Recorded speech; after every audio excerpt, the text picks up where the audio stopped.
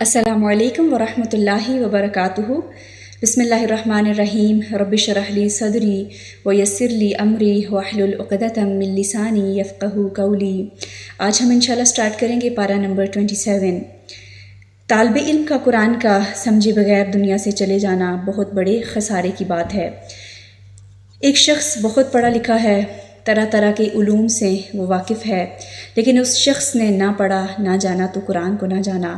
تو ہم نے اپنی زندگی میں سب سے پہلے اپنے علم کے اوپر غور و فکر کرنی ہے کہ مجھے کس لیول کا علم جو ہے میں جانتی ہوں، اور پھر اس کے بعد ارد گرد اپنے گھر میں دیکھنا ہے، اپنے نیبرہڈ میں دیکھیں، رشتہ داروں میں دیکھیں کہ کون ہے جو ابھی تک اس کے پاس یہ علم نہیں ہے، اس کو اس علم کے بارے میں اس کی جو ہیں حکمتیں، اس کے جو ریوارڈز بتائے جا رہے ہیں وہ ان سے نا واقف ہے، تو ہم نے ان لوگوں کو بھی اس سے متعارف کروانا ہے انشاءاللہ۔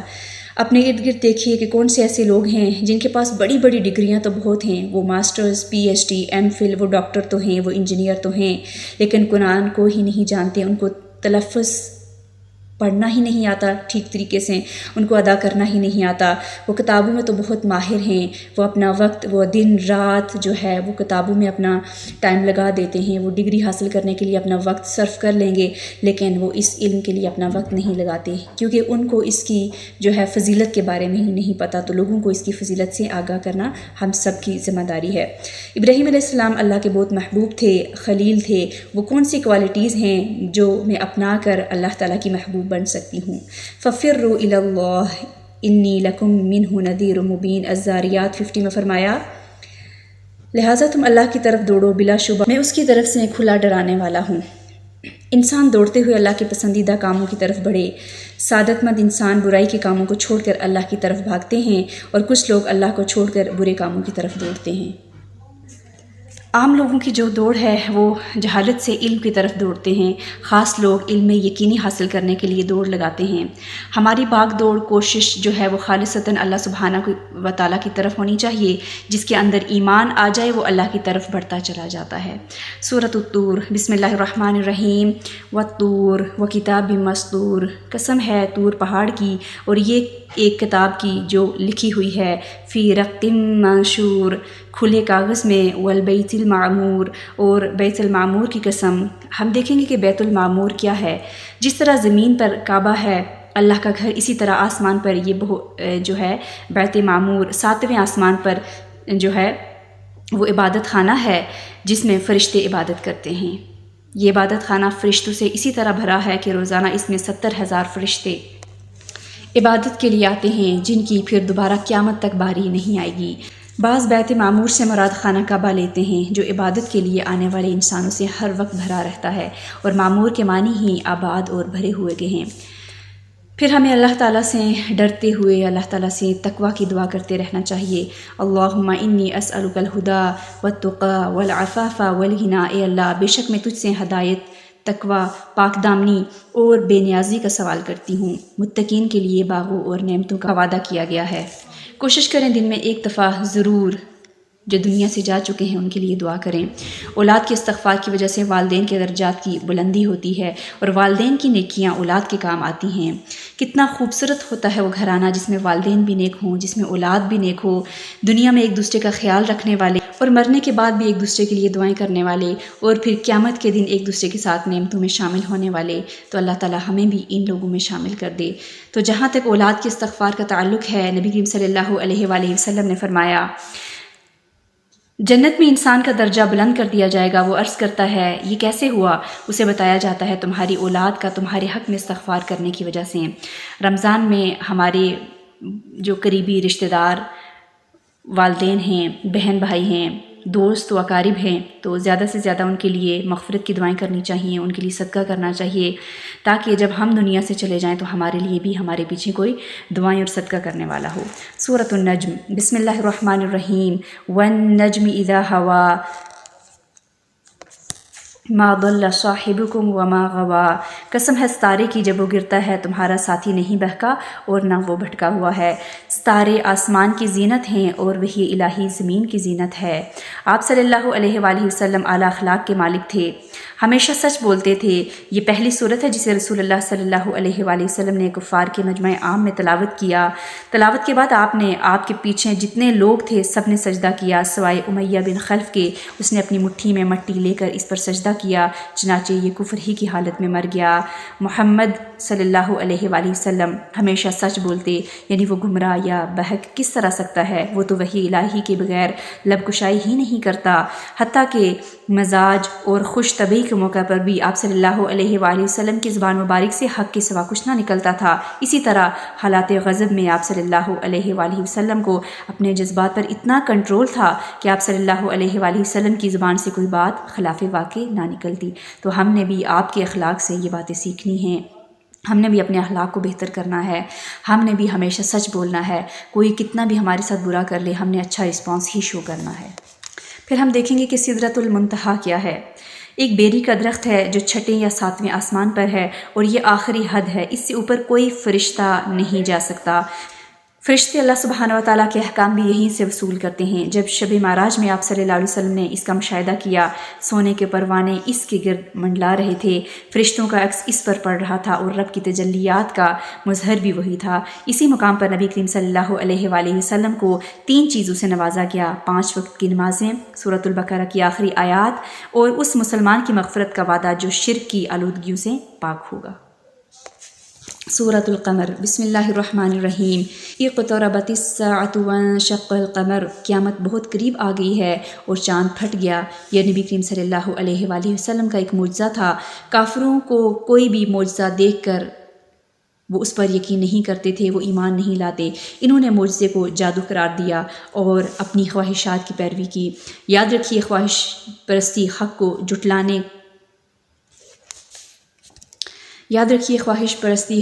جھٹلانا آسان کر دیتی ہے۔ تو ہر عمل کریں، جو بھی کریں وہ اللہ تعالیٰ کے لیے کریں، اور یاد رکھیے کہ ہر عمل کرنے والا کہیں نہ کہیں ضرور پہنچتا ہے۔ ہم دیکھیں ہم اپنے اعمال کے مطابق کہاں پہنچیں گے۔ وَلَقَدْ يَسَّرْنَا الْقُرْآنَ لِلذِّكْرِ فَهَلْ مِن مُدَّكِرٍ، القمر 17 میں فرمایا، اور بلا شبہ یقیناً ہم نے قرآن کو نصیحت کے لیے آسان کر دیا ہے، پھر کیا کوئی نصیحت پکڑنے والا ہے؟ اللہ نے کچھ لوگوں کی زبان پر قرآن پڑھنا آسان کر دیا، کچھ کے دل پر فہم کو آسان کر دیا، کچھ کے دل پر اسے حفظ کرنا آسان کر دیا۔ یہ سب اہل القرآن ہیں۔ قرآن کو پڑھنا اور سمجھنا مشکل نہیں۔ جس کی نظر آخرت پر ہو وہ اس کو بار بار پڑھتا رہتا ہے، وہ ایک دفعہ پڑھ کر اس کو بند نہیں کر لیتا۔ جس کو آخرت کا غم لگ جاتا ہے اس کو دنیا کے غم بہت چھوٹے لگنے لگ جاتے ہیں، اس کو دنیا کے نقصان پر صبر آ جاتا ہے، وہ آخرت کے نقصان سے بچنے کے لیے پھر کوشش شروع کر دیتا ہے، پھر انسان کو دنیا کے غم بہت چھوٹے لگنے لگتے ہیں۔ تو اگر ہم چاہتے ہیں کہ ہمیں دنیا کے غم چھوٹے لگیں، ہمیں لوگوں کی باتیں تکلیف نہ دیں، تو ہم نے اس کتاب کو مضبوطی سے پکڑنا ہوگا، اٹھانا ہوگا، سمجھنا ہوگا، پھر اللہ تعالیٰ ہر موقع پر صبر دے دے گا، شکر کرنا سکھا دے گا انشاءاللہ۔ سورۃ الرحمن، بسم اللہ الرحمن الرحیم۔ الرحمن علم القرآن خلق الانسان علمہ البیان، اللہ رحمان نے قرآن سکھایا، اسی نے انسان کو پیدا کیا، اسے بولنا سکھایا۔ بڑا ہی مہربان جس نے یہ قرآن سکھایا، سب سے پہلے جبرائیل علیہ السلام کو سکھایا، پھر محمد صلی اللہ علیہ وآلہ وسلم کو، پھر صحابہ کرام کو، اور پھر ہمیں بھی سیکھنے کا موقع دیا۔ یہ بھی ہم سب پر ایک بہت بڑا انعام ہے۔ اللہ نے سب سے بڑی نعمت کا ذکر کیا جو انجام کے اعتبار سے سب سے بڑی نعمت ہے۔ ہم دنیا کی نعمتوں کی طرف دوڑتے ہیں، قرآن ہمیں بلاتا ہے، میری طرف آ جاؤ، میں سب سے بڑی نعمت ہوں، مجھ سے فائدہ اٹھاؤ۔ جو چاہتا ہے اس پر دنیا کی نعمتیں تمام ہوں، وہ قرآن کی طرف آ جائے۔ اور الحمدللہ آپ سب بہت ہی خوش قسمت لوگ ہیں جو کہ قرآن فہمی حاصل کر رہے ہیں، جو قرآن سے جڑے ہوئے ہیں، جو قرآن کو سیکھ رہے ہیں۔ دنیا سے ایسے نہ جائیں کہ قرآن سمجھ آیا ہی نہ ہو، ہم نے اس کو جانا ہی نہ ہو کہ اللہ تعالیٰ نے اس کتاب میں ہمارے لیے کیا لکھ کے بھیجا تھا۔ اللہ نے اگر ہمیں بولنا سکھایا تو کیا ہم اللہ کی بات کو نہیں سیکھیں گے؟ اللہ تعالیٰ نے ہمیں بولنا سکھایا، تو یہ زبان کیا باقی ساری باتیں کرے گی لیکن اللہ کے ذکر کو ہی نہیں سیکھے گی؟ پھر ہم کہتے ہیں ہاں مشکل ہے، ہم نہیں سیکھ سکتے، ابھی ہماری ایج نہیں ہے، ابھی ہم بڑھاپے کی طرف چلے گئے، اب ہم 40+ ہو گئے، 30+ ہو گئے، اب نہیں سیکھ سکتے۔ نہیں، تو یہ تو بچپن میں سیکھنا تھا، نہیں، یہ تو ہر ایک کے لیے ہے۔ اب دیکھیں کہ ہم انگریزی اگر سیکھنی ہو تو ہم بڑی پرفیکٹ لیول پہ اس کو سیکھنے کی کوشش کریں گے، اور کہیں کوئی مسٹیک نہ ہو جائے، نہیں تو کوئی ہمیں جو ہے وہ لت پلنگ کرے گا، کوئی ہمارا مذاق اڑائے گا۔ لیکن اللہ کا کلام، اس کی زبان اتنی فصیح ہے، کیا ہم اس کو سیکھنے کی کوشش نہیں کرتے؟ اس کو سیکھتے ہوئے ہمیں کس قسم کی شرمندگی محسوس ہوتی ہے۔ اپنے دل سے یہ ڈر نکال لیں کہ کوئی باتیں کرے گا نہیں، جب اللہ کا وعدہ سچا ہے اس کے باتوں پر یقین کیجئے۔ اپنی مصروفیت میں سے کچھ نہ کچھ وقت اس قرآن کے لیے نکالیں، کچھ حصہ ضرور لاک کر لیں۔ صحابہ کرام جو ہے وہ ہفتے میں ایک قرآن مکمل کرتے تھے یا 3 دن میں مکمل کرتے تھے۔ اس کے برعکس ہم دیکھیں کہ ہماری تلاوت کی کتنی عادت ہے، ہم کتنا قرآن پڑھتے ہیں۔ جیسا کہ ہمارے الحمدللہ واٹس ایپ گروپ ہے جس میں 2 منتھ میں ایک قرآن مکمل ہوتا ہے، یعنی ڈیلی بیسس پہ جو ہے ½ جز پڑھا جاتا ہے، تو 2 مہینے میں ایک قرآن مکمل۔ سما الحمدللہ چھوٹی سی ایک کوشش شروع کی، بہت سارے لوگ ساتھ ہو گئے، جڑ گئے اور ہم نے سٹارٹ کیا الحمدللہ۔ تو آپ بھی کسی نہ کسی طرح سے اپنے ارد گرد دیکھیں، خود کوئی گروپ کریٹ کریں، لوگوں کو اپنے ساتھ جوڑیں اور جتنا ہو سکے قرآن کی تلاوت کریں، لیکن یہ دیکھیں کہ ہم غلط تو نہیں پڑھ رہے، صحیح مخارج کے ساتھ، صحیح ادائیگی، درست تلفظ کے ساتھ پڑھ رہے ہیں یا نہیں۔ بہت سارے لوگوں کو میں نے دیکھا جو بہت بڑی بڑی ڈگریاں تو ان کے پاس ہے لیکن ان کو قرآن ہی ٹھیک نہیں پڑھنا آتا، تو اللہ تعالیٰ قبر میں قیامت کے دن ڈگریوں کے بارے میں سوال نہیں، اس کتاب کے بارے میں سوال کرے گا۔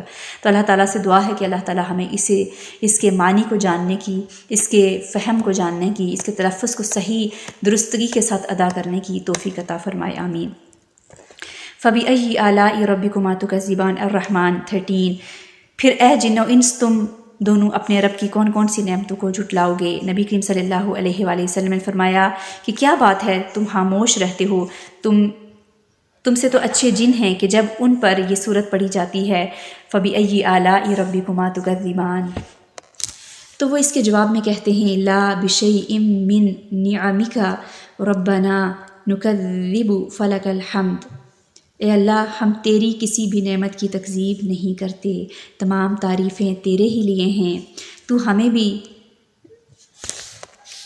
ایسی تعریف کرنا سکھا دیں، ہم بھی ایسی ہی تعریف کریں، اس سے اچھی تعریف کریں، اللہ تعالیٰ کا ذکر کریں، ہم بھی جواب دیں کہ یا اللہ تیری جتنی بھی نعمتیں ہیں ہم ان کی تکذیب ہم نہیں کرتے، ہم کون ہوتے تکذیب کرنے والے؟ اللہ تعالیٰ تو قابل تعریف ہے، تمام تعریفیں تیرے ہی لیے ہیں، تو ہم اللہ تعالیٰ سے جو ہے جب بھی یہ آیت آئے تو اس کا جواب ضرور دیں۔ سورۃ الواقعہ، بسم اللہ الرحمن الرحیم۔ اذا وقعت الواقعہ لیس لوقعتها کاذبہ، جب واقع ہونے والی قیامت واقع ہوگی، اس کے واقع ہونے کے وقت کوئی بھی جھٹلانے والا نہ ہوگا۔ اس صورت کا نام واقعہ رکھا گیا کہ لازمی پیش آنے والا واقعہ ہے، جب وہ سامنے آ جائے گی کوئی نہیں کہے گا کہ ہم نہیں مانتے اس کو۔ دنیا میں بلند ہونے والوں کی پستیوں کا دن ہے، ان لوگوں کو اللہ بلند کرے گا جو دنیا میں بہت کمتر تھے۔ آپ صلی اللہ علیہ وآلہ وسلم نے فرمایا قیامت کے دن متکبرین کو چونٹیوں کی شکل میں پیش کیا جائے گا، وہ چونٹیوں کی شکل میں رینگ رہے ہوں گے۔ کچھ لوگ خاص ہوں گے، انبیاء، رسول، صدیقین اور شہداء ہوں گے وہ، کچھ لوگ رحمان کے سائے تلے ہوں گے، کچھ لوگ اللہ کے سامنے ہوں گے، اللہ تعالیٰ ہمیں بھی اپنے سامنے رکھے۔ سبقت لے جانے والے ہوں گے، کچھ لوگ رحمان کے سائے تلے ہوں گے۔ نبی کریم صلی اللہ علیہ وآلہ وسلم نے فرمایا 7 آدمی ایسے ہیں جنہیں اللہ قیامت کے دن اپنے سائے میں جگہ دے گا کہ اس کے عرش کے سائے کے سوا کوئی سایہ نہ ہوگا۔ نمبر 1 عادل حاکم، نمبر 2 وہ نوجوان جس نے اللہ کی عبادت میں پرورش پائی، یعنی اپنی جوانی کو اللہ کے لیے لگا دیا۔ نمبر 3 ایسا شخص جس نے اکیلے میں اللہ کو یاد کیا اور اس کی آنکھوں سے آنسو بہہ نکلے۔ نمبر 4 وہ شخص جس کا دل مسجد میں لگا رہا اور اسی سے وہ محبت کرتا رہا۔ نمبر 5 وہ 2 آدمی جو آپس میں اللہ کی خاطر محبت کرتے ہیں۔ نمبر 6 وہ شخص جسے کسی بلند مرتبہ خوبصورت عورت نے اپنی طرف بلایا تو اس نے جواب دیا کہ میں اللہ سے ڈرتا ہوں۔ نمبر 7 اور وہ شخص جس نے اتنا پوشیدہ صدقہ کیا کہ اس کے بائیں ہاتھ کو بھی پتہ نہ چل سکا کہ دائیں ہاتھ نے کتنا اور کیا دیا۔ سبحان اللہ۔ بیری کا درخت کیا ہے، ہم اس کے بارے میں دیکھیں گے۔ یہ درخت بڑا مبارک ہے، اس درخت کو کاٹنے سے منع کیا گیا ہے کیونکہ اس میں پھل بھی ہے اور لوگوں کے لیے علاج بھی ہے۔ ابن بطال کہتے ہیں کہ وہب بن منبع نے اپنی کتاب میں یہ لکھا ہے کہ سبز بیری کے ساتھ پتے لے کر اسے کوٹ لیں اور پانی میں ملا لیں، پھر اس پانی پر آیت الکرسی اور 3 کل پڑھ کر اس میں سے 3 گھونٹ پی لیں اور پھر باقی جو بچ گیا پانی اس سے غسل کر لیں، یہ بیماری کو ختم کر دے گا اور یہ اس شخص کے لیے بھی فائدہ مند ہے جو جادو کی وجہ سے حق کی زوجیت ادا نہ کر سکے۔ بہرحال بیری کے پتوں سے علاج معروف علاج ہے۔ سورۃ الحدید، بسم اللہ الرحمن الرحیم۔ سبح للہ ما فی السماوات والارض وهو العزیز الحکیم۔ آسمانوں اور زمین میں جو چیز بھی ہے اللہ کی تسبیح کرتی ہے اور نہایت غالب خوب حکمت والا ہے۔ آسمانوں اور زمین کی بادشاہی اسی کے لیے ہے، وہی زندہ کرتا ہے، وہی مارتا ہے، اور وہ ہر شے پر خوب قادر ہے۔ وہی اول ہے، وہی آخر ہے، وہی ظاہر ہے، وہی باطن ہے، اور وہ ہر شے کو خوب جانتا ہے۔ فسبح بسم ربک العظیم، لہٰذا آپ اپنے رب کے نام کی تسبیح کیجئے، اللہ کی نعمتوں پر اس کی تعریف بیان کیجئے۔ رسول اللہ صلی اللہ علیہ وآلہ وسلم سے پوچھا گیا کون سا کلام افضل ہے؟ رسول اللہ صلی اللہ علیہ وآلہ وسلم نے فرمایا جو اللہ نے اپنے فرشتوں کو اور بندوں کے لیے چنا۔ سبحان اللہ و بحمدہ تمام مخلوق کا رزق ہے۔ حضرت نوح علیہ السلام کی وفات کا وقت جب قریب ہوا تو انہوں نے اپنے بیٹے سے فرمایا کہ میں تمہیں 2 باتوں کی نصیحت کرتا ہوں۔ نمبر 1، لا الہ الا اللہ کا اقرار کرتے رہنا کہ اگر 7 آسمان اور 7 زمین کو ترازو کے لیے ایک پلڑے میں رکھ دیا جائے اور لا الہ الا اللہ کو دوسرے پلڑے میں رکھ دیا جائے تو لا الہ الا اللہ والا جو پلڑا ہے وہ جھک جائے گا۔ سبحان اللہ۔ اگر 7 آسمان اور 7 زمینیں بند کڑے کی شکل اختیار کر لیں تو لا الہ الا اللہ اس کو بھی توڑ دے گا۔ سبحان اللہ۔ اور دوسرا یہ کہ سبحان اللہ و بحمدہ کا ورد کرتے رہنا، یہ ہر چیز کی نماز ہے، اس کی وجہ سے مخلوق کو رزق ملتا ہے۔ دن میں 100 بار سبحان اللہ و بحمدہ کہنے والے کے گناہ معاف کر دیے جاتے ہیں، اگر سمندر کی جھاگ برابر بھی کیوں نہ ہوں۔